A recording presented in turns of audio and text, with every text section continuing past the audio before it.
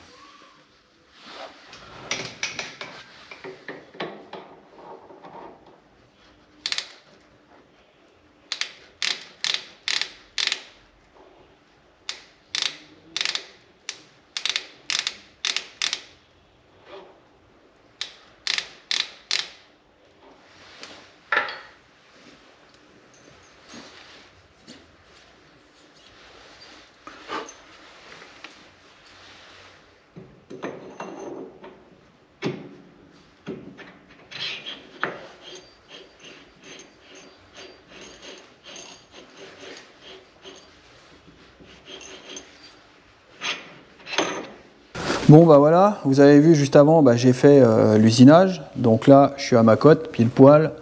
Donc j'ai contrôlé, hein. Donc là il va me rester plus que le petit chanfrein à faire, hein, sur le bord, hein, parce que là, bah, là c'est un peu saillant, et puis même il y a un chanfrein d'origine. Donc là j'ai la tulipe neuve ici, hein, qu'on a reçue, donc pièce neuve. Bon bah là on va faire un essai, mais bon, j'en doute pas, hein, parce que la cote elle est bonne. Vous voyez, voilà, hop, là il y a juste le jeu qu'il faut, voilà, impeccable. Là ça monte nickel, voilà, il y a le jeu qu'il faut. Donc là c'est parfait, là vous voyez, on voit la partie qui dépasse, hein, c'est où qu'il y a le planétaire, hein, qui est accroché, hein, parce que vous voyez, bah, ça c'est la tulipe, hein, c'est là, côté là ça va au cardan. Puis bah, là vous avez le roulement du boîtier de différentiel, et ici eh bien vous avez le planétaire et les satellites qui sont de chaque côté. Donc eh bien voilà, c'est parfait, impeccable. Bon, et bien là maintenant, il va me rester mon petit chanfrein à faire ici, là, pour dégager cet angle-là, là.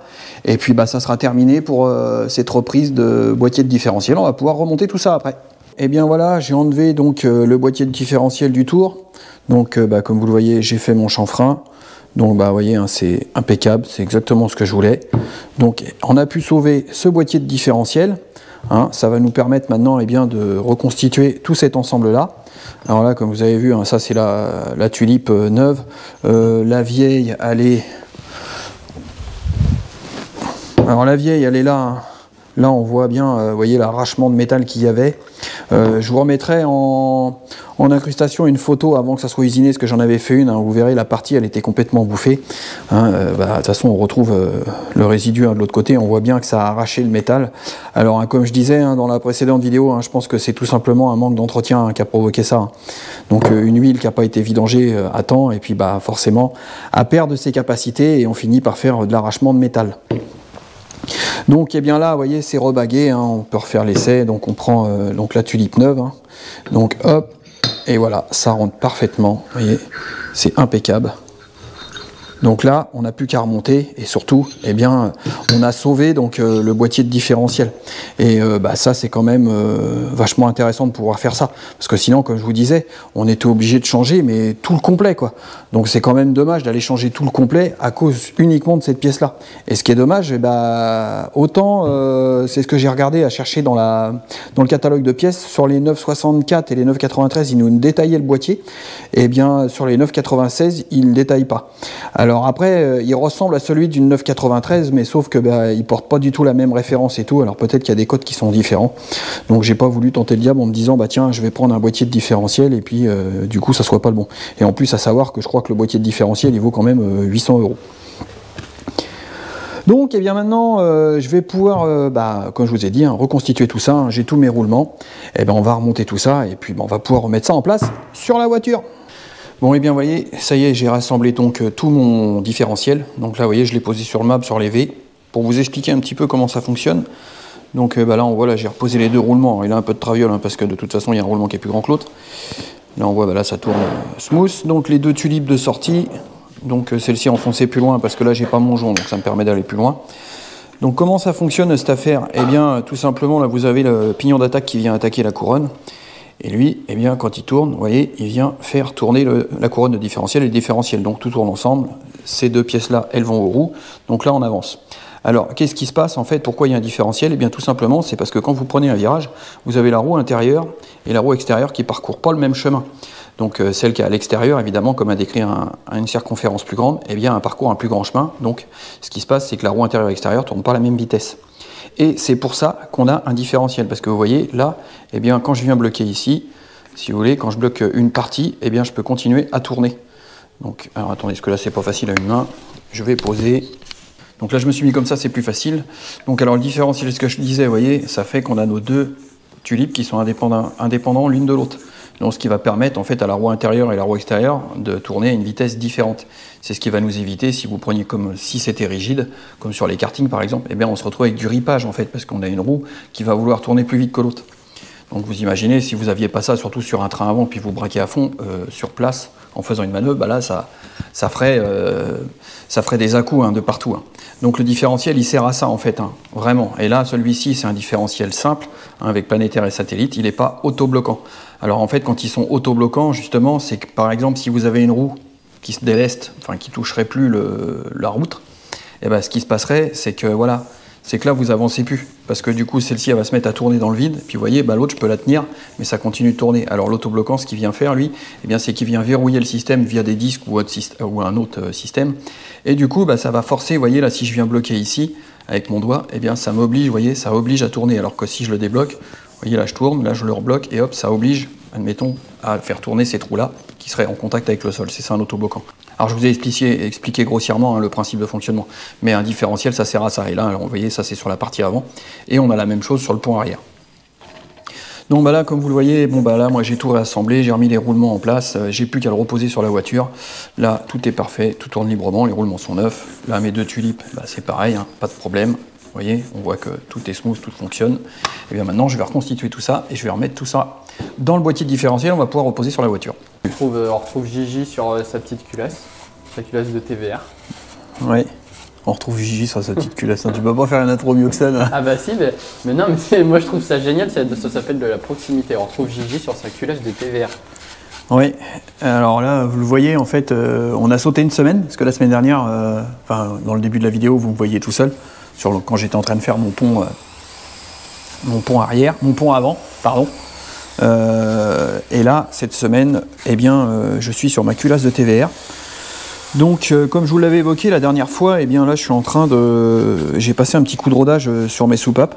Hein, c'est juste histoire de m'assurer qu'il n'y a pas de problème et que la portée est propre. C'est pas du tout pour les roder, hein, c'est juste pour être sûr que tout va bien. Et du coup, eh bien maintenant, il va me rester plus qu'à réassembler tout ça.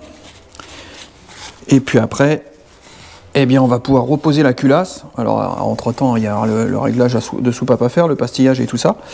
Mais bon, là je travaille sur du neuf, donc ça va être assez simple. Et puis vous l'aviez vu la dernière fois, j'avais fait ma modif ici en bout de culasse, qui bah, là est terminé, donc c'est prêt à reposer. Donc là maintenant, mon rodage est fait, tu peux regarder d'un petit peu plus près ce que ça donne. Alors, je sais pas si on va voir grand chose, hein.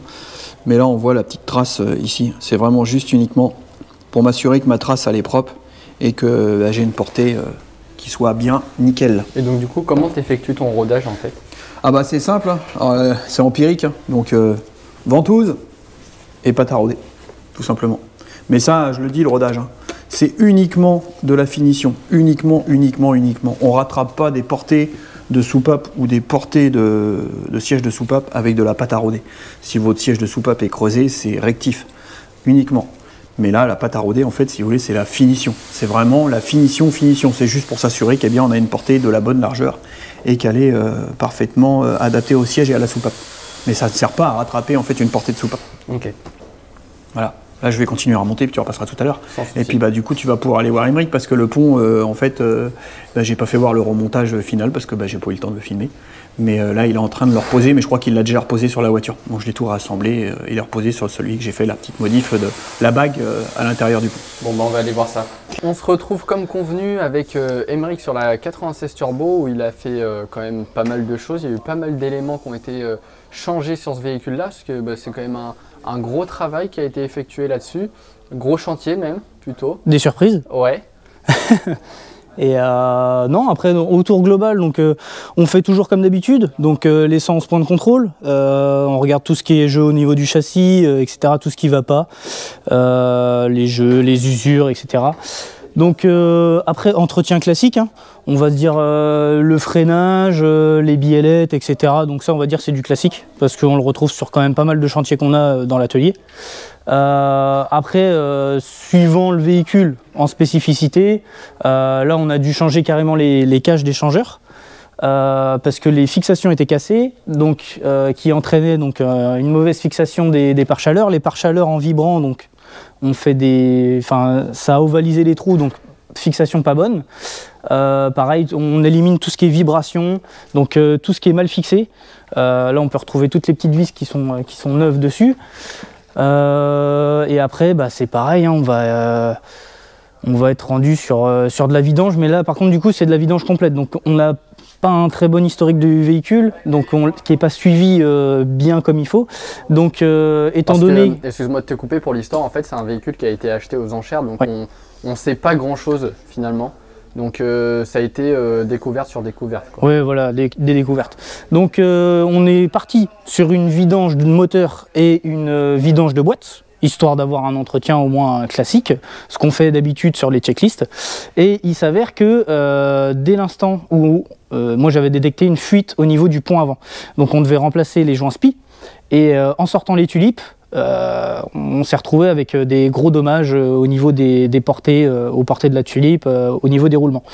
Donc ça, je pense que Gino va tout expliquer, il a fait des vidéos là-dessus, etc. Donc on l'a même peut-être vu avant. Et donc là, le pont est reposé. Mais ce qu'on a fait, donc vidange de pont avant, différentiel arrière, etc., etc. Donc comme ça, tous les fluides des éléments de transmission, tout est vidangé et remis à niveau comme il faut. C'est ça, sachant pas que si ça a été fait ou pas par le passé, bah, au moins on s'assure voilà, c'est ça. De toute façon, on sait que ça n'a pas été fait ces dernières années-là. Ouais. Parce que quand on a fait la vidange, ça coulait pas clair. Ça coulait pas clair, il y avait de la limaille et on voit très bien que ça fait un peu comme de la boue, ça se charge en métal et l'huile devient un peu pâteuse et puis il y a des débris dans l'huile. Ouais, ouais. Donc on le voit. Après, pareil, on peut aussi jeter un petit coup d'œil en dessous. On a remplacé les joints. Donc au niveau des tubulures, donc ça c'est du liquide de refroidissement qui passe là-dedans. Donc on avait des fuites ici. Donc évidemment, nous quand on démonte une pièce, donc elle n'était pas du tout dans cet état-là avant. Elle était vraiment comme le reste du véhicule à côté. Et donc c'est une pièce en alu, donc démontage, microbillage, etc. Et après on remonte, on serre au couple, et, etc., avec le bon kit joint et tout. Voilà. Après, un tour vers là. Ouais, un petit tour. Donc bah pareil, hein, 4 pneus neufs. Disque et plaquettes neufs avant-arrière. Pareil, donc on se retrouve aussi avec des caches. Donc c'est pas réellement grand chose, mais on va retrouver des caches qui sont fissurées. Donc tout à l'origine, tout remis bien comme il faut, avec les bonnes fixations, tout ce qui est petites visseries, etc. qui manquent, on a tout recommandé, tout va dessus. On laisse toujours un carton avec les anciennes pièces, donc du coup si le client veut les récupérer ou voir au moins l'état, pourquoi on a remplacé, au moins avoir des explications et surtout voir l'état des pièces suite au remplacement. Et puis bah, après je pense qu'on a fait pas mal le tour. C'est que de la pièce de remplacement, du changement, du réglage. Si, chose qu'on a rencontré aussi, petit souci, en tant que surprise, la courroie d'accessoires. Au début, on croyait que c'était pas la bonne courroie, etc. Et donc, il s'avère qu'en cherchant, avec les données techniques qu'on a, donc les RTA, le chemin de la courroie était pas bon. Donc, les personnes qui ont remplacé la courroie avant ont mis une courroie plus longue et ils l'ont fait passer dans un autre chemin. Et donc il s'avère que c'est pas du tout comme ça qu'il devait passer. Donc on a repris ça bien comme il faut, on a remis donc la courroie qui était adaptée avec le chemin adapté. Voilà, tout simplement. Okay. Et ensuite après on peut faire... on peut monter le véhicule. Ouais, voilà, c'est ça, on va monter le véhicule et puis on va faire un petit aperçu au niveau du pont avant. Donc tout ce qui est différentiel pont arrière, donc juste ici. Donc après bah, vidange classique, hein, rien de bien compliqué, vidange de boîte, donc le carter qui est juste ici, donc on dépose la boîte, on change le filtre de boîte et ensuite on remonte, on serre au couple, etc. Il y a une procédure pour purger la boîte et bah, pour la faire fonctionner bien comme il faut. Donc après c'est pareil. Petite question, oui, c'est bien dans les 96 turbo que dans le carter en fait le filtre est intégré dedans, c'est ça? Alors non, justement, là-dessus, il n'est pas intégré dedans. Ah ok. C'est sur les 91. Sur les 91, on va avoir un grand carter avec une espèce de mousse qui, donc du coup, lui fait office de filtre. Par contre, sur ces générations-là, on va avoir donc une crépine en plastique avec un tamis, avec un filtre qu'on vient positionner et ensuite après on remet le carter. Ok, d'accord. Voilà. Mais ça existe. Donc après, donc tout le pont, donc on va retrouver tout l'élément de transmission, quoi. Voilà, c'est ça. Et ensuite, on a le pont avant qui vient de ici jusqu'à ici. Et donc, dépose complète, réfection avec les soins de Gino, la bague, etc. Et donc, remontage, pareil, donc aux petits oignons, hein, comme on a l'habitude de faire. Quand c'est serré au couple, etc., petit coup de crayon. Et au moins, on voit que c'est serré au couple, etc. Vous avez aussi changé les bras. Oui, ça c'est pareil, ça faisait partie de l'entretien, on va dire. Des chantiers classiques qu'on a à faire.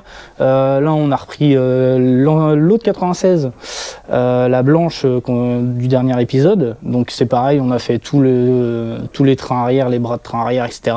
Et là, on se retrouve avec les bras de train avant. Donc c'est un chantier, on va dire, classique maintenant dans nos ateliers. Bon. Voilà, voilà, en Bah, global. Top. Merci beaucoup Voilà. en tout cas. Est-ce que tu enregistres là? Bah ouais. Mais Mehdi, faut que tu me préviens. Je te préviens. Ouais. Attends. Là, tu veux savoir ce que je fais, c'est ça? Non, attends, je te préviens. Je suis en train de filmer et je veux savoir ce que tu fais. Eh bien, je suis en train de remonter les soupapes sur la belle culasse de la TVR. Et bah, c'est pas que c'est compliqué, mais bah, c'est long. Du fait est qu'il y a 4 soupapes par cylindre, tu vois, 6 cylindres, 24 soupapes. Oui. Hein, c'est comme pour le rodage, c'est la quantité. Et puis une fois que je vais avoir remonté, voilà, tu peux t'approcher, une fois que tu vois, je vais avoir remonté toutes mes soupapes, comme on voit là. Donc, alors j'ai déjà remis en place les joints de queue de soupape là qu'on aperçoit. Et là, en fait, ce que je suis en train de faire, eh bien maintenant, je remets les soupapes une par une. Donc tu vois, on remet donc le ressort. Alors le ressort, comment c'est composé? Donc on a une coupelle en bas. Tu vois, ouais. Cette coupelle-là, elle est posée sur la culasse. Après, il y a le ressort. Puis après, il y a une autre coupelle en haut qui sert de verrouillage sur la queue de soupape avec les demi-lunes qu'on appelle. Tu vois, les demi-lunes, c'est ça. Hop. J'en prends une deuxième. Donc tu as les petites demi-lunes là, comme ça. Et elles, en fait, elles viennent se verrouiller. On va prendre une soupape, tu vois, dans la queue de soupape, comme ça. Donc tu vois, ici, hop, là, tu vois, hop, comme ça. Et tu vois, c'est conique. Je vais pas y arriver. Si, ça y est, voilà. Tu vois, c'est conique. Ok. Et en fait, ce qui se passe, c'est comme la coupelle du haut, tu vas voir, elle est conique aussi. Donc quand tu mets ça dedans, hop, on remet les petites demi-lunes. Tac, là, tu vois, c'est verrouillé, ça ne peut plus bouger. Et ce qui se passe, ça ne peut pas sortir parce que comme tu as le ressort qui est entre les deux, lui, il comprime constamment. Donc, donc c'est verrouillé. Ok. Pour les plus novices d'entre nous, comment en fait ça fonctionne? Ça agit Alors, comment dans le moteur quand comment ça fonctionne? Eh bien, ça, c'est les soupapes d'admission. Donc ça, c'est les plus grandes. Je vais te prendre une soupape d'échappement qui est plus petite. On rentre, les soupapes d'admission sont toujours plus grandes que les soupapes d'échappement parce qu'on veut toujours le rentrer. C'est plus facile d'évacuer de l'air que de la faire rentrer par aspiration sous dépression. Donc en fait, on va avoir un diamètre plus grand à l'admission pour faciliter le remplissage du cylindre. Donc en fait, tu as la soupape d'admission qui s'ouvre. Ça passe par les conduits d'admission qui sont là. On voit là, ici, touc. Puis après, ça va dans la chambre de combustion qui est en dessous. On a la combustion, et puis après, les soupapes d'échappement s'ouvrent et on évacue les gaz brûlés à l'extérieur. Donc voilà, ça c'est vraiment très schématique ce que je viens de dire. Particularité quand même, sur une chose pour les gens les plus aguerris, qui ont déjà fait de la mécanique et pour ceux qui connaissent. Donc, pourquoi on a une rondelle en dessous le ressort? Pourquoi ne pas le mettre directement en appui sur la culasse? Alors tout simplement, la bonne et unique raison, c'est que quand c'est en fonctionnement, la soupape a fait ce mouvement-là, elle s'ouvre, elle se ferme, elle fait un mouvement de translation comme ça. Mais par le régime, lui, le ressort, il tourne. Il tourne constamment, tout le temps. Par les vibrations, le fonctionnement du moteur, il se met à tourner. Donc c'est pour éviter que ça fraise le bloc. Eh ben voilà, parce que si effectivement on était le ressort directement, le ressort en acier sur l'aluminium, à tourner comme ça c'est plus tendre, là tu creuses la culasse complètement. Et le fait est qu'on ait donc une interface en acier, tu vois ici, eh bien il vient tourner en fait dessus, et du coup comme là on est dans la même résistance, eh bien on vient pas bouffer la culasse. J'essaierai de voir parce qu'il y a des vidéos de ça sur, je dois avoir le lien encore, où on voit les soupapes en fonctionnement dans le moteur, et on voit vraiment le ressort qui tourne constamment, et on voit même la queue de soupape qui bouge comme ça. Parce qu'on ne se rend pas compte, on se dit ouais ça bouge pas, mais si ça bouge énormément. Donc c'est pour ça que quand il faut faire très attention à tous les montages qu'on fait, parce que ça a une très forte importance, et une très forte incidence sur la performance, et surtout sur la longévité du moteur. Donc chaque pièce qui a été mise dans un moteur, elle a son importance. Donc là la raison, eh bien c'est parce que la soupape tourne, donc c'est pour éviter, tu vois, une usure et un frottement. Donc tu vois, à travers chaque pièce qu'on peut assembler dans un moteur, eh bien, chaque pièce a toujours une raison d'exister. Si elle a été mise là, c'est qu'il y a un intérêt. Rien n'est à négliger. Voilà. Rien n'est à négliger. De toute façon, quand tu fais de la mécanique, c'est la chose que tu vas négliger qui va faire que tu vas avoir un problème. Tu vois. Voilà, il ne faut rien négliger. C'est la chose que tu négliges qui va te causer des problèmes. Ça, c'est sûr. Mais c'est sûr et certain. Donc, il faut être extrêmement soigneux et minutieux quand on fait un moteur. Et puis c'est ce que je dis aussi, là maintenant, j'ai la chance de travailler dans des très très bonnes conditions, mais ça aussi c'est important, là tu vois, d'être dans un environnement qui est propre, lumineux, et où il n'y a pas du bazar dans tous les sens, où toutes les pièces ne sont pas jetées et égaillées dans tous les sens, hein, comme je dis, hein, tu vois, là j'ai pris le temps de nettoyer, j'ai trié toutes mes pièces, donc tout est à sa place, et tu vois, c'est facile d'aller chercher ces pièces et de les mettre en place, voilà, une par une. On s'y retrouve facilement, tu vois, c'est ça le truc. C'est tout de suite un confort de travail, et déjà ça donne aussi envie de travailler, et puis c'est tout de suite plus simple, quoi. Oui, non, mais voilà. Et puis, moi, de toute façon, je pense que quand on fait de la mécanique, surtout comme là à ce niveau-là, quand on remonte et on rassemble un moteur, c'est quand même... c'est surtout très important de travailler dans des conditions de propreté absolue, parce que, effectivement, dans un assemblage comme ça, si tu commences à avoir de la poussière, de la saloperie, de la cochonnerie ou quoi que ce soit, tu vas au-devant de certains problèmes, tu vois. Hein, tu vas te retrouver avec des problèmes. Et d'ailleurs, souvent, hein, tous les moteurs que j'ai pu faire ou refait derrière d'autres tierces personnes, souvent on se retrouve avec des problèmes dans le moteur parce que, tout simple, c'est pas que forcément que les pièces étaient de mauvaise qualité ou quoi que ce soit, mais c'est qu'en fait il y a eu de la négligence au niveau du remontage, manque de propreté, des choses pas forcément respectées, des couples de serrage pas respectés, parce que les gens malheureusement prennent pas forcément le temps de lire la documentation, encore une fois, hein, j'insiste là-dessus, et si tu lis pas la documentation, il y a des informations que tu n'as pas, et forcément tu vas passer à côté, et forcément ça provoque des problèmes. Donc dans un moteur, hein, c'est un assemblage de pièces, tout est un compromis, donc il est important d'aller suivre la documentation du constructeur, parce que y a des instructions, il y a des cotes à respecter, il y a tout plein de choses à respecter. Mais ça, on ne peut pas le deviner, à moins d'être une encyclopédie sur pattes, mais moi, c'est pas mon cas. Hein. Donc, je le dis souvent dans mes vidéos, hein, pour tous les gens qui me regardent et qui font de la mécanique, la documentation, prenez le temps de trouver la documentation, de la lire, et quand il y a des choses que vous ne comprenez pas dans la documentation, d'aller chercher les informations sur une tierce personne ou sur Internet, on arrive toujours à trouver, et quand on a bien compris qu'on est sûr, là on peut y aller. Au moins on sera sûr de ne pas faire de problème, parce qu'une fois que c'est fait, il est trop tard. Et puis c'est ça, c'est qu'aujourd'hui en plus on a tous les outils pour trouver, quoi. Non mais oui. Avec les réseaux, Par rapport à moi, à mon époque, comme je le disais, hein, quand j'étais apprenti, on n'avait pas Internet aussi facilement qu'on l'a aujourd'hui, ou même peu. Et puis quand on voulait de la documentation, c'était documentation papier, où fallait aller bibliothèque et puis aller se documenter. Là aujourd'hui, on a besoin d'une info, Google, on tape, et la majorité du temps, on trouve la réponse quasiment instantanément, ou la documentation, quand on sait bien chercher. Hein, t'es d'accord? Oui, je suis d'accord. Donc, voilà, hein. Donc aujourd'hui, il n'y a pas d'excuse. Hein. Quand il y a un truc qui est mal fait, c'est que tu n'as pas pris le temps d'aller chercher l'information et puis de te documenter. C'est la base de tout. Hein.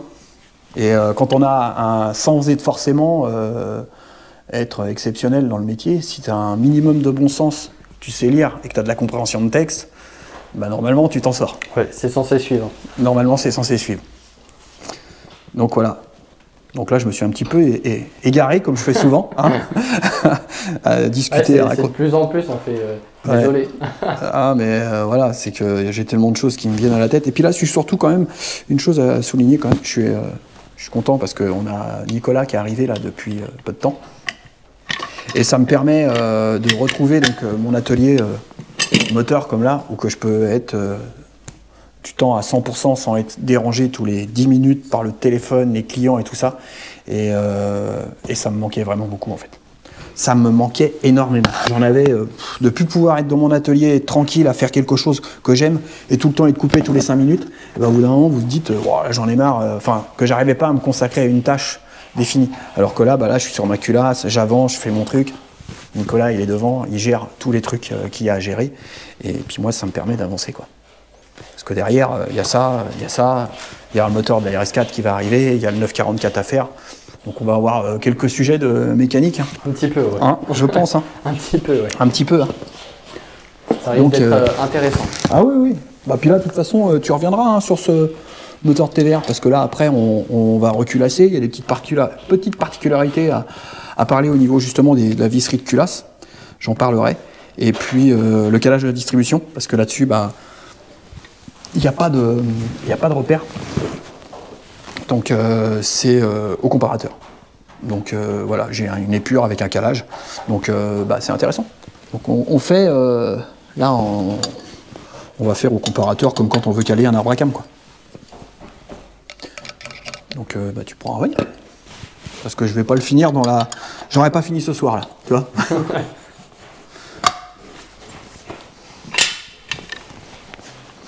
Donc, on se retrouve avec... La culasse. La culasse, Bah ouais. oui, j'ai avancé un petit peu quand même depuis tout à l'heure, 2 secondes, 10 minutes pour vous, je sais pas, on verra. Donc j'ai remonté toutes les soupapes et j'ai remonté aussi là donc les petits linguets hein, qui permettent de pousser sur les soupapes et j'étais en train de régler donc mon pastillage, donc c'est-à-dire mon jeu aux soupapes. Donc la procédure, eh bien, c'est que j'ai remonté, j'avais remis toutes mes pastilles. Les pastilles, c'est ça. Petites pastilles qui servent à régler le jeu aux soupapes.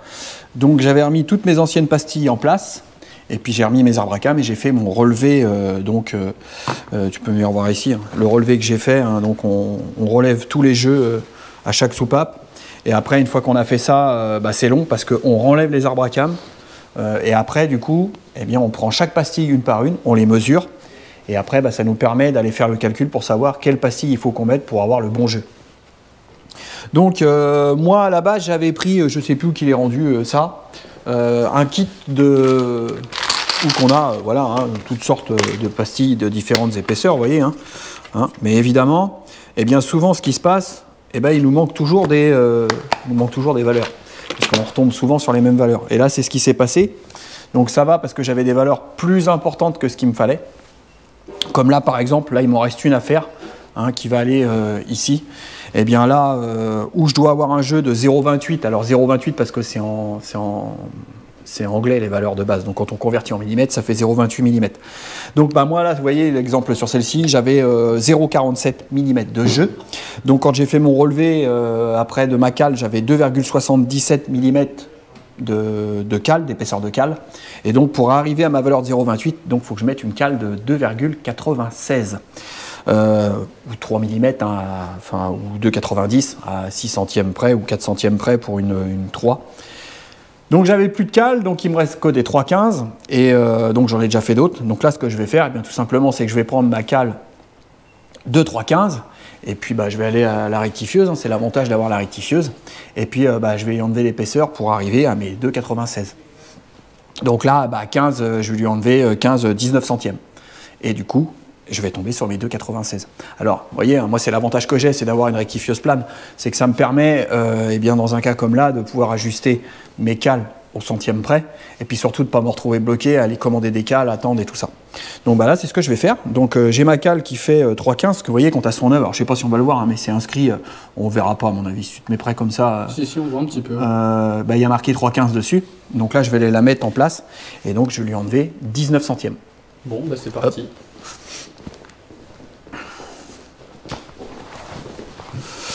Donc sur mon ELB, hein, si vous me suivez, vous la connaissez la machine.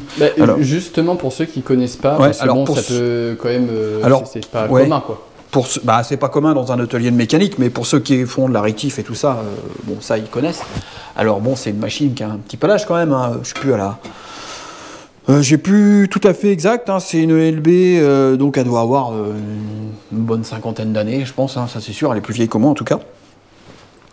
Moi, à la base, c'est une machine que j'ai récupérée, que j'ai trouvée d'occasion, qui était... dans mes souvenirs, je crois que j'étais dans une grande ferme, un agriculteur qui avait ça ou je sais pas quoi. Et bien, en fait, elle servait de poulailler pour les poules, de nid à poules, en fait. Moi, quand je l'ai récupérée, il y avait de la paille dedans, les poules, elles se baladaient dessus. Enfin, voilà, quoi. Elle était pas pourrie. Elle était pleine de merde de poule. Donc je l'ai récupérée. Alors elle était fonctionnelle parce que la broche tournait, mais la broche, hein, c'est ici, on peut la voir hein, ici, hein, si on veut être près, voilà. Là on voit la meule hein, qui tourne. Hein. Donc c'est ça ce qui nous permet de rectifier. Et là, si vous voulez, il y a un axe normalement de précision. À la base, c'était monté avec des bagues. Enfin, je vous fais le truc schématiquement rapidement. Et du coup, ça avait été bricolé. Il n'y a plus rien qu'à l'aise. Ça avait du jeu dans tous les sens. Donc j'ai tout démonté, j'ai tout repris. Et puis moi, en fait, ce que j'ai fait, c'est que j'ai refait un montage avec des roulements, tout simplement. Et puis aujourd'hui, ça fonctionne parfaitement. Et on a remis en état aussi, avec l'aide de mon frère, toute la partie hydraulique parce qu'elle ne fonctionnait plus. Parce que vous allez voir, hein, tout le plateau se déplace hydrauliquement comme ça. avec des vérins hydrauliques en dessous. Et toute la partie hydraulique, les vérins étaient morts, donc moi j'ai refait des tiges, j'ai refait des vérins, j'ai refait des pistons avec des joints. Il y avait une vis sans fin aussi qui permet l'avancement dans ce sens-là. Donc la vis sans fin, elle était complètement morte, bouffée. Donc je l'ai refait aussi. Et puis après on l'a mis, on l'a toute nettoyée, toute décapée, remis en peinture, toute révisée. Elle a gardé sa très belle lampe JLR, hein, qu'il y en a beaucoup qui aimeraient avoir. Mais voilà. Et aujourd'hui, eh bien, alors, forcément, hein, si on prend une machine moderne qui est toute fraîche, on va être au micron. Mais là, moi, je travaille largement dans le centième. Donc même, ouais, je suis dans le centième, quasiment dans le millième. Donc ça suffit amplement pour faire de la réctive de cale comme ça, ou même faire de la réctive courante en mécanique. Et justement, quand tu dois enlever des dixièmes, centièmes ou millièmes, tu la règles comment en fait cette machine? Alors tout est manuel hein, sur ces machines-là.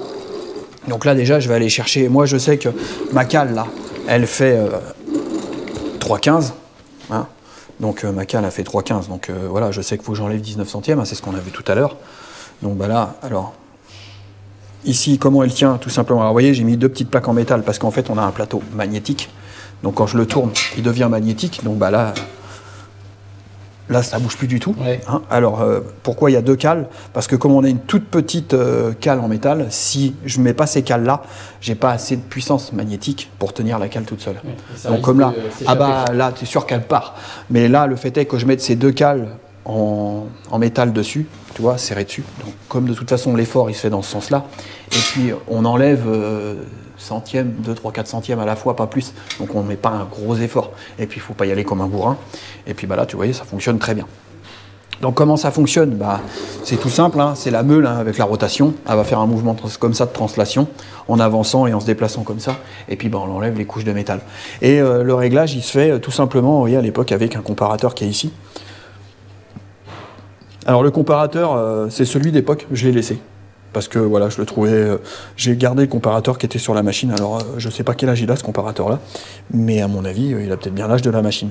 Alors tout simplement, hein, là, je vais aller chercher mon point 0. Donc pour ça, j'ai plus ma bout de feuille. Je prends tout simplement.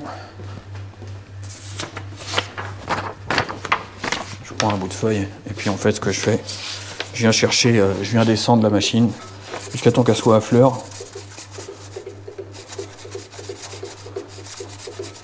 On est en train de faire un tuto de rectification. Bah ouais, c'est intéressant. Bah oui, j'imagine que toi ça t'intéresse. Si on voit pas tous, enfin on voit pas ça tous Non, les jours. c'est vrai que et puis tu le verras de moins en moins parce que maintenant les 3/4 des machines sont en visée numérique. Ouais, puis ça se fait automatiquement. Ouais, voilà, ça se fait quasiment automatiquement. Donc là, aujourd'hui, quand tu travailles sur ce genre de machine, tout est manuel. Mais moi, j'aime bien. J'aime bien le côté manuel. Donc là, je vais chercher mon point 0. Enfin, pas mon point 0. Là, on descend tout doucement. Allez.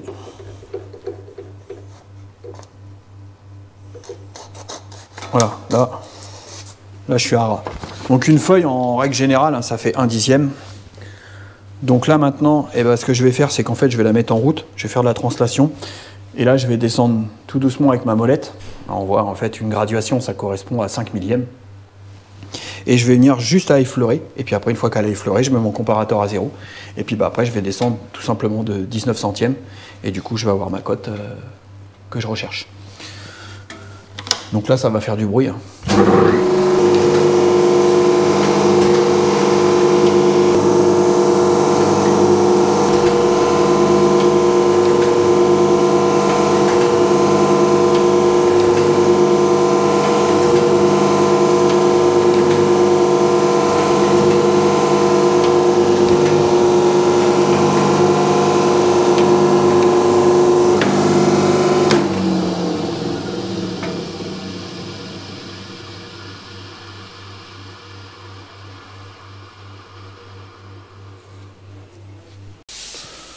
Bon voilà, rectifié. Alors, vous pouvez voir l'état de surface, hein, c'est propre, c'est impeccable.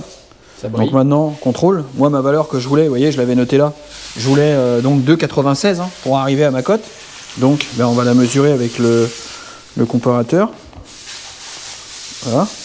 Alors, là, on est au millième. Hein. Donc, c'est pas mal. Hein. 2,96,0. Et pas un seul millième. C'est bien. Moi, je dis que c'est pas mal. Pour une machine qui a 50 ans, moi, je dis que c'est pas mal. On fait un joli coup. Donc maintenant, et ben voilà. Hein. Maintenant qu'on a notre cote, et ben on remet la petite pastille à cet endroit-là. Tac. Tac. Donc, et bien maintenant, là, j'ai remis ma pastille en place. Maintenant, il va me rester mes arbracam à remettre. Et je recontrôle tous mes relevés hein, pour voir, peut-être que j'aurai des ajustements à faire ou pas. Hein. Si normalement j'ai bien travaillé, j'ai pas d'ajustement, je devrais être bien, parce qu'il y a une tolérance hein, de toute façon. Mais ce qu'on essaye de faire, c'est d'être à la tolérance 0.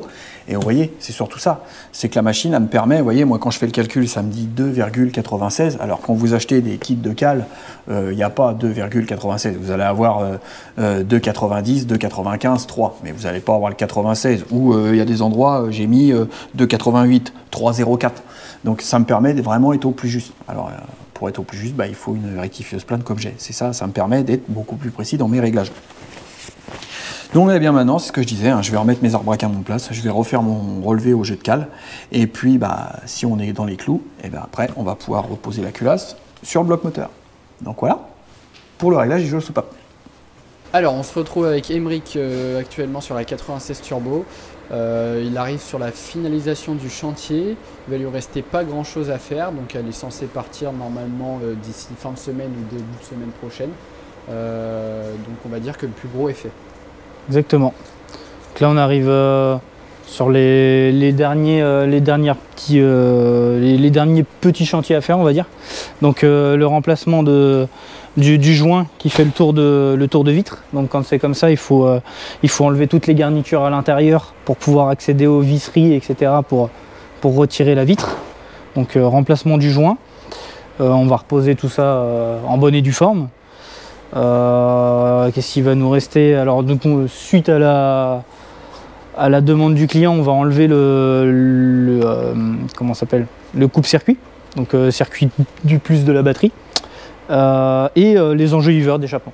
Ok, voilà, d'accord. tout simplement. Ouais, donc là c'est vraiment finalisation. Là, dans 2 jours, elle est prête, elle est propre, essai sur route, etc. quoi. Ok, d'accord. Voilà. Bah parfait, et puis j'espère que quand même ce chantier vous aura plu parce que c'était quand même un sacré chantier. Parce que tu es resté combien de temps dessus finalement? Je sais pas, mais en fait, allez, je comptais peut-être une 50aine d'heures, je sais pas. Mais en fait, au fur et à mesure, avec le pont avant, avec les petites bricoles, c'est pareil, hein, on n'a pas tout filmé, etc. Mais dès qu'on enlève quelque chose, qu'on voit que c'est grippé, etc., moi je fais en sorte de démonter, de passer, je sais pas moi, je sais que j'ai enlevé des vis, que je les ai passées à la filière, que je les ai remis avec la bonne graisse, etc. Donc c'est pareil, ça prend toujours du temps, mais au moins une fois que c'est fait, c'est fait. La prochaine fois qu'on aura un entretien dessus à faire, qu'il y aura une vis à enlever, on va pas se dire, tiens, on démonte la vis, elle casse parce qu'elle est grippée. Ouais. Voilà, c'est surtout ça. C'est un gain de temps. Là, c'est suite à l'achat. Le client nous demande de refaire de l'esthétique, de refaire de la remise tout ce qui est mécanique, etc. propre. Mais il faut aussi penser à quand il va emmener sa voiture en révision, que ça soit aussi très rapide et que pendant que tous les éléments qu'on a démontés, s'il y a une vis à démonter en plus, vu tout ce qu'on a démonté, on le fait. Et, voilà, on perd un peu de temps, mais plus tard on le rattrapera. C'est ça, ouais. Bon top, en tout cas merci et puis bonne continuation sur le chantier parce que ça a été quand même du gros, un peu de courage, donc t'arrives au bout. Allez, courage. On voit la fin. Arrête tes conneries, putain, on va encore pas y arriver. Et pour un coup, présente-nous ton moteur. C'est pas mon moteur, arrête de faire le con. Les amis, aujourd'hui c'est pas moi qui déconne, c'est lui. Voilà, je sais pas ce qu'il a là, hein. Donc soyons sérieux là quand même. Bon. Alors, du coup, ouais. Eh bien, on en est arrivé à la phase où je vais reposer la culasse. Donc là, j'ai tout préparé. Donc prêt à reposer. Hein. J'ai contrôlé qu'il n'y avait pas de cochonnerie dans le bloc. Que j'ai dégraissé ma portée, j'ai remis donc mes 2 centreurs de culasse nettoyés. Une chose que j'ai fait aussi, c'est que j'ai relevé mon PMH, hein. Tu peux venir voir là sur la partie avant, j'ai mis le disque gradué, là il est sur le 0, donc j'ai été relever mon PMH, c'était avec le comparateur, parce que c'est plus pratique de le faire maintenant sachant qu'il n'y a pas la culasse. Là, pour aller palper le cylindre, bah, on se prend sur la tête de piston, puis on arrive à avoir quelque chose de bien précis. Donc là, bah, je vais mettre mon joint de culasse. Et alors, une chose aussi encore sur ce moteur, où il y a une modification qui a été apportée, c'est eh bien à ce niveau-là. En fait, vous voyez, là, vous avez donc les deux centreurs de culasse. Et à partir du moment qu'on a un centreur de culasse, eh bien, on a la longueur de filetage qui diminue. Donc ça veut dire qu'on a moins de longueur de filetage de vis qui est pris dans le bloc. Et ça leur a posé des problèmes. Ce qui s'est passé, c'est que en fait, à ce niveau-là, ça créait une faiblesse, ça arrivait à arracher les filets, et les joints de culasse, ils dégageaient, enfin les filets s'étiraient. Alors, ce qu'ils ont fait après, ils ont modifié. Alors là, je vais vous faire voir. Ils ont mis 2 goujons. Vous voyez, là, j'en ai 2. Donc, ils ont mis 2 goujons plus longs. Vous voyez, si on regarde, on voit bien que, voilà, là, on voit bien la différence de longueur. Hein.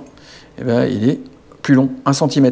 Ça, c'est pour aller rattraper justement le manque de filetage qu'il y a à ce niveau-là, pour qu'on aille chercher le filetage plus loin.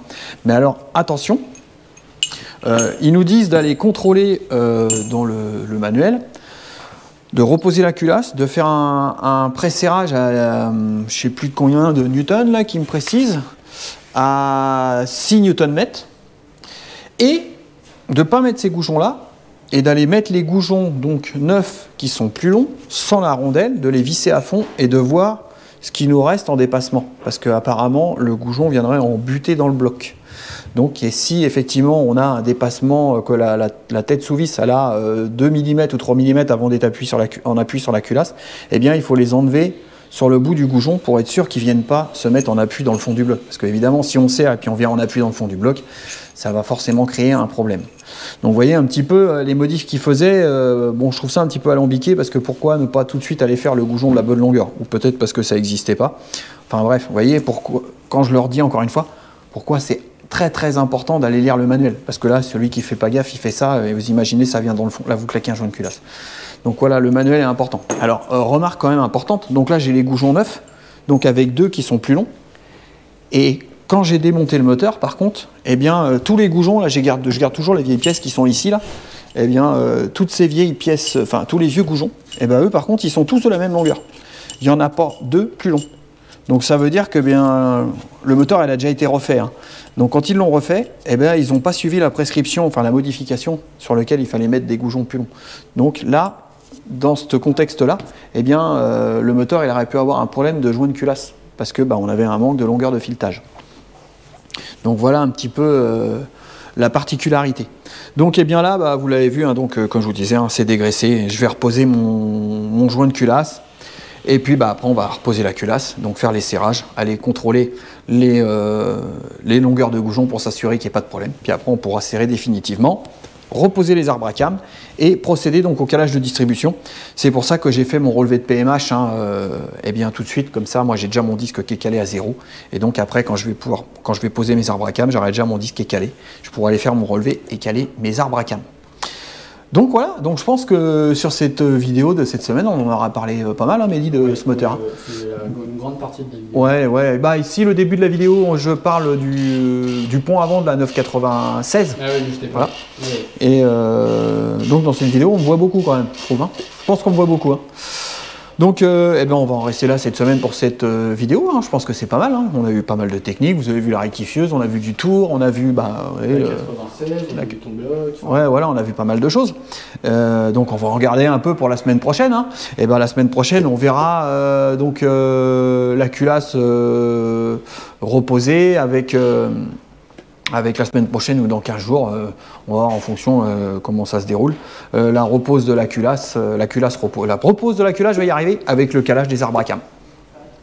Donc écoutez, comme d'habitude, un petit pouce bleu, hein, ça fera plaisir. Un commentaire, hein, puis surtout, de toute façon, vous êtes déjà nombreux à commenter et à nous suivre, hein, ça fait plaisir. Et puis c'est ce qu'on disait, je vais réitérer, mais... Ah si, une chose qu'on n'a pas parlé, dis donc. Oula, éclair de génie. Ah là là, oui, ça me revient, tiens, venez avec moi. Là, regardez, alors déjà, ici, vous voyez, alors je ne sais pas si on avait fait voir, mais là, alors c'est frais peint, hein, je ne vais pas mettre, mettre les mains dessus. Donc ici,